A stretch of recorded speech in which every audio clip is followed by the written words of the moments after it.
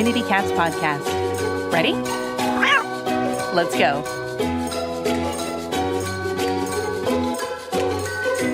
Hello, and welcome to the Community Cats podcast. I'm your guest host, Lisa Finkel.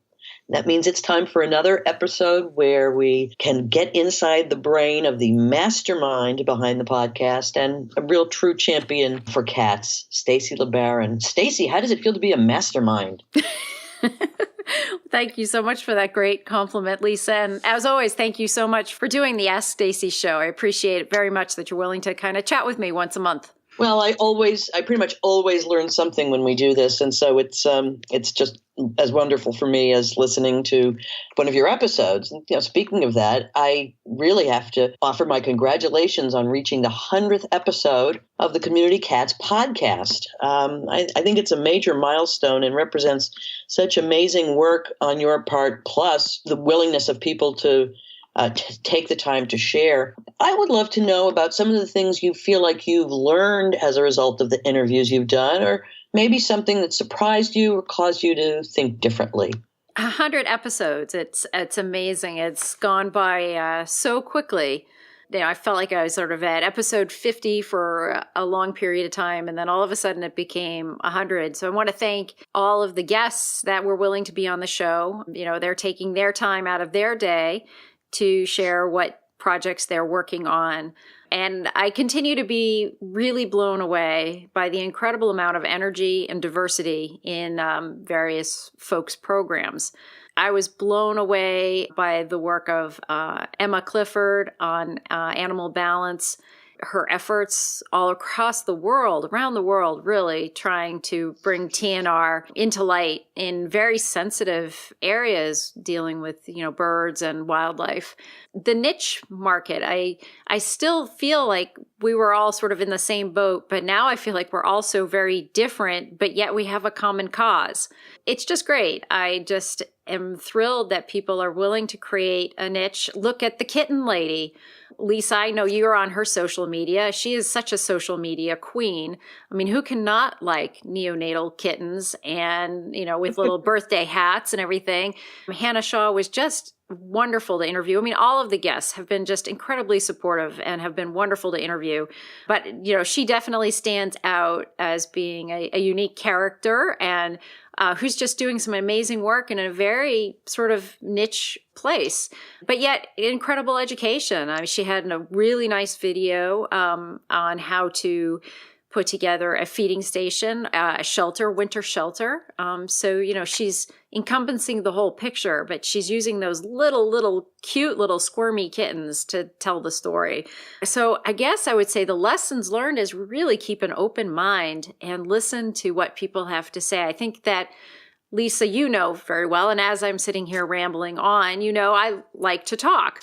This show has really taught me how to listen. And I hope it's, really helped others in being able to listen to how people are approaching challenges in their communities and being able to be problem solvers. It's so funny because I wrote down a couple of episodes that stood out to me, and it's the exact two that you mentioned, okay? Emma Clifford, this idea that we are not alone here in the U.S. Trying to manage feline overpopulation, and that it's possible to do it in other places with very different cultures. And then also, being introduced to the Kitten Lady, please, it's given me something adorable to look at every single day when I look at her feed. But there's always something to learn too, which is, again, so it's just so great to have somebody who has sort of cornered the market on knowledge of something, be able to make it available and teach it to other people who want to do the same thing. Yeah. In addition to those two shows, I have 3 other recommendations for those that are interested in going back in the archive. I interviewed Dr. Kate Hurley of the Million Cat Challenge.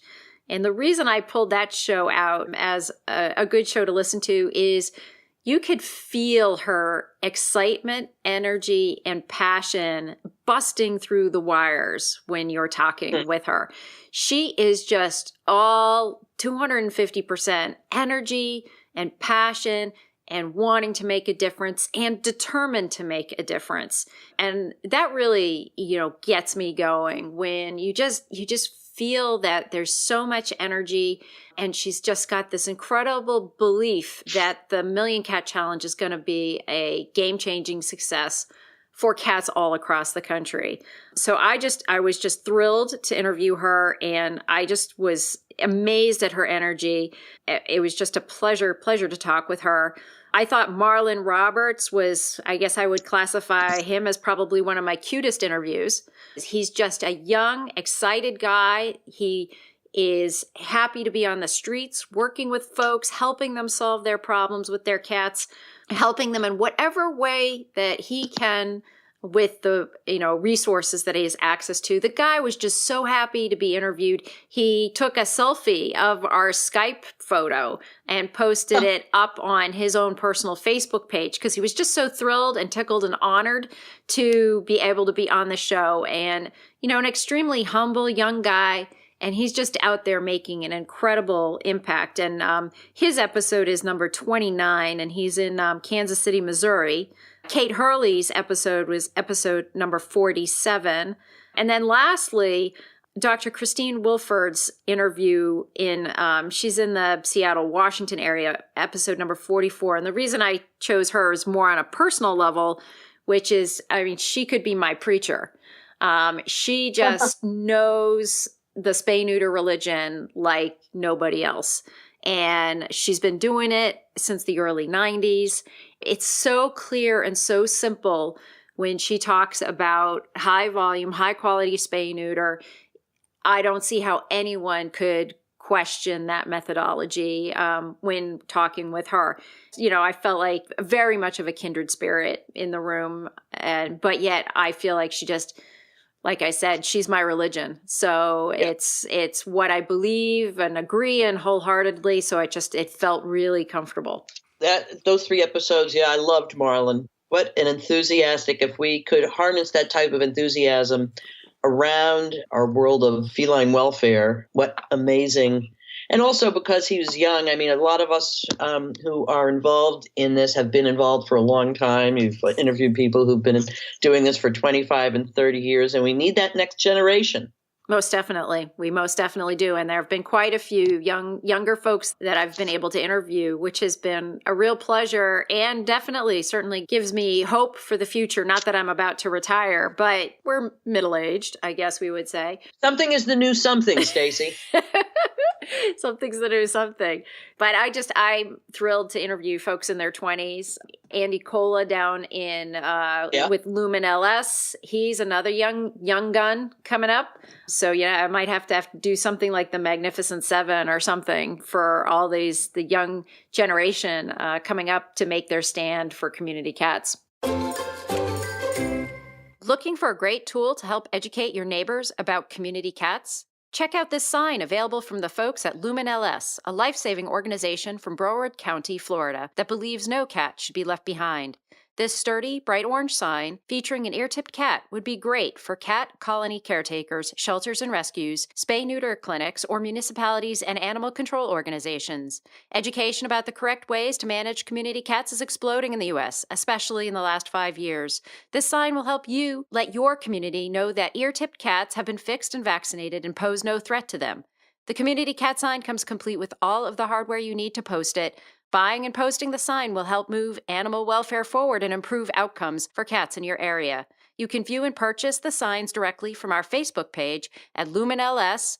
They also have a colorful informational brochure about community cats plus lots of other resources. Support the Community Cats Podcast and lumenls.org by going to Lumen LS on Facebook today. Let's switch gears a little bit away from the podcast and talk about an issue that's come up from time to time, the issue of cats and rats, specifically the role that cats play in helping control rodent populations in cities. Is there any way to quantify how effective cats can be in reducing those populations of rats that frequently come with new construction in urban areas? So it does seem like there's been quite a bit of conversation about cats and rats. And there was a front page article in the Wall Street Journal about a month ago talking about Chicago and their rat population problem and their use of feral cats, relocating feral cats to certain areas to be able to help with the rat population. And it's less of the cats killing the rats as it is the cats act as a deterrent to the rats. So I guess female rats don't necessarily like being around female cats or cats in general, but for some reason there was something about female cats in some literature that I read because they don't want to have their babies around the cats. So it's less worrisome to an adult rat as it is for having their babies. So with cats around, the female rats are going to move out. So it's an opposite vacuum effect. It's more of a push out effect. The female rats are going to move out of the area where the cats are to a more protected and safe area for them to have their babies. And therefore, the male rats are going to follow those female rats. And so that's how the rats get dispersed out of a residential area that has a rat infestation. Now, the reason these rats become present is due to construction. So, construction, they dig up an old building, an old abandoned building, and they dislodge a lot of the homes of the rats, and therefore they end up getting pushed out of what was their home territory, and then they end up going into a territory that, residential area, which becomes more impactful. Obviously, the neighbors don't want it. But it does seem like there's been quite a bit of rat population pickup in urban areas within the last 10 years. When we were in Newburyport, when we had a colony in Newburyport, definitely the cats were thought to be there to help keep the rodent population down and helped keep the rats down. And unfortunately, the city, after our population did basically die off, the cities had to use alternative techniques. And there is an organization called the Alliance for Contraception in Cats and Dogs, which is ironically doing a study on birth control for rats. And there's been an approved, bait that you can use with rats that will reduce the birth rate of a female rat by 70%. And it's been approved by EPA. So that's another alternative to helping control the rat population. Some people have different opinions as to whether cats should be used as rodent control or not. I think that there's always been a history of cats in working roles, whether barn cats or go back to Egypt and they were in the pyramids. People have always looked at cats as in that limelight. Are we at that point when we get the population under control for cats? Do we want them to continue to be in that role or not? I think that we'll have to wait and see what happens over the next 10 or 20 years. But at this point in time, there's still a role for working cats in most communities. And I, of course, feel like the cats probably get some value out of having those jobs, whatever those jobs are. I agree. I'm sitting here looking at my cat who used to be an indoor-outdoor cat, and I've now made him an indoor-only cat. And I do wonder if I've taken some of his stimulation in life away from him, because cats are natural predators and there's not a lot to prey on in a house. So we are dealing with a lot more boredom issues for cats in houses. I mean, many people have cats. I've had a cat, that's pulled their fur out in particular sections. And I think a lot of that has been due to boredom. You have to work hard to try and, provide them with as much stimulation as possible. I'm not saying everybody should be letting their cats out, but I think it's just a different type of challenge that we have with our cats going forward in the future. How about talking about cats and the holidays and winter survival tips? This time of year in the northern climates, life becomes so much more challenging for our community cats. Tell us what your thoughts are about how to mitigate some of those challenges, both for the trappers as well as for the comfort of those cats in their managed colonies. Obviously, sheltering is really important, making sure that you have adequate and proper and enough shelters for your cats in the winter months is really important. Make sure that the openings to your shelters are not facing into the wind if you're in a windy area.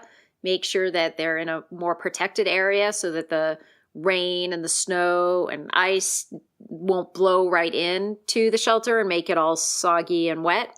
There are some great hand warmers that like you use when you go skiing, or even if you're just out walking and your hands are cold. You can use those hand warmers under a metal bowl to keep the water from freezing as quickly as it normally would. In the wintertime, you're going to end up feeding more dry food than you will feed wet food, because the wet food will freeze pretty quickly. So oftentimes people will stop feeding the wet food. So I would definitely recommend providing adequate dry food, even if it's, ideally in a self-feeder, so that there's, dry food available as long as possible. If it's in an environment where you can leave food out, if you're only feeding for a short period of time, just make sure you get as much dry food out as you can, into as many sort of cow mouths as possible. Water, I'd say, water melting, freezing, melting. Those are all hard scenarios.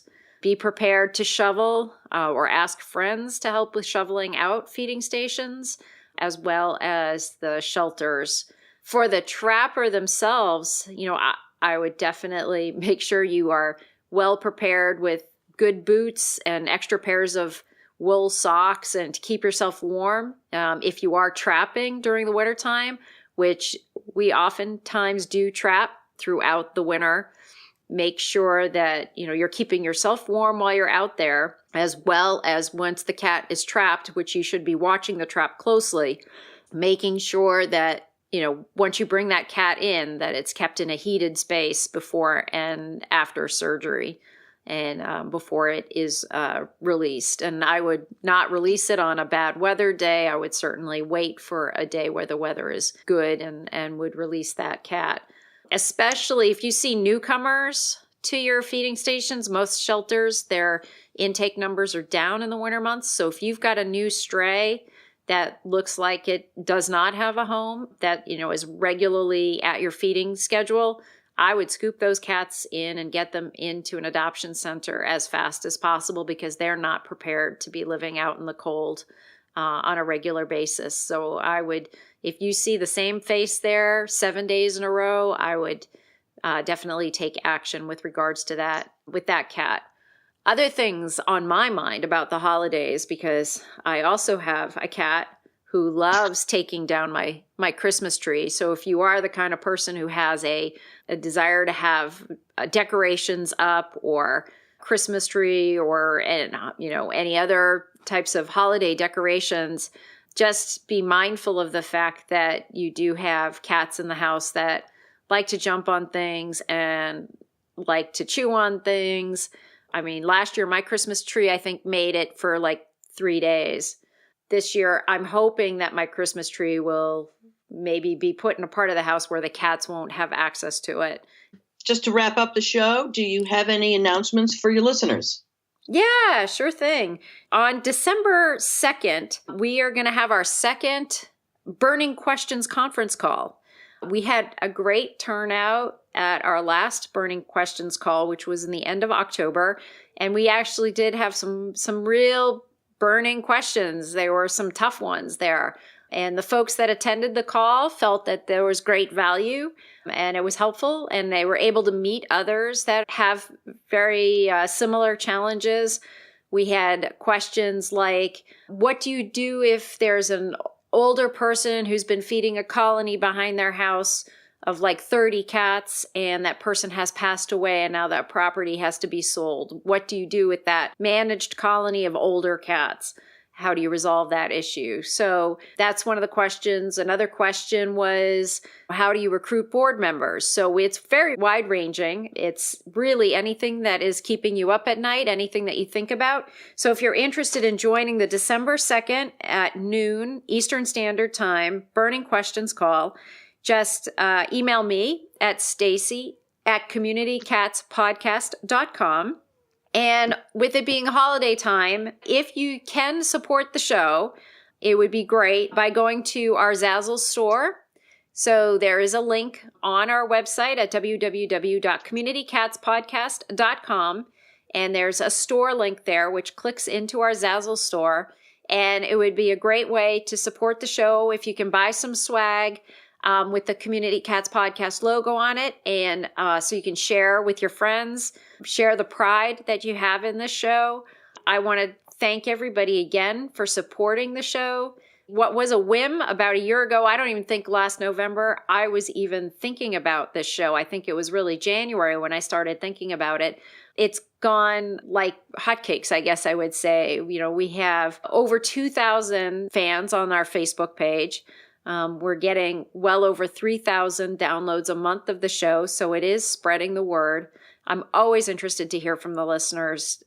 Is there something that I'm missing? Is there something that I need to add? Should I change anything? So, don't be shy. Please feel free to reach out to me. And I want to thank everybody for listening to the Ask Stacy show today. And Lisa, thanks so much for doing the show with me. It's always fun, and I appreciate your taking the time and letting me help you with this. I just would encourage listeners to share the podcast with their like-minded friends and leave a review on iTunes, which really helps so much with making sure the podcast reaches as many motivated cat advocates as possible, because sharing the knowledge is what this is really all about. So thanks a lot, Stacy. Thanks, Lisa. Sharing is caring, right? Absolutely. Thank you for listening to the Community Cats Podcast. I would really appreciate it if you would go to iTunes, leave a review of the show. It will help spread the word to help more community cats.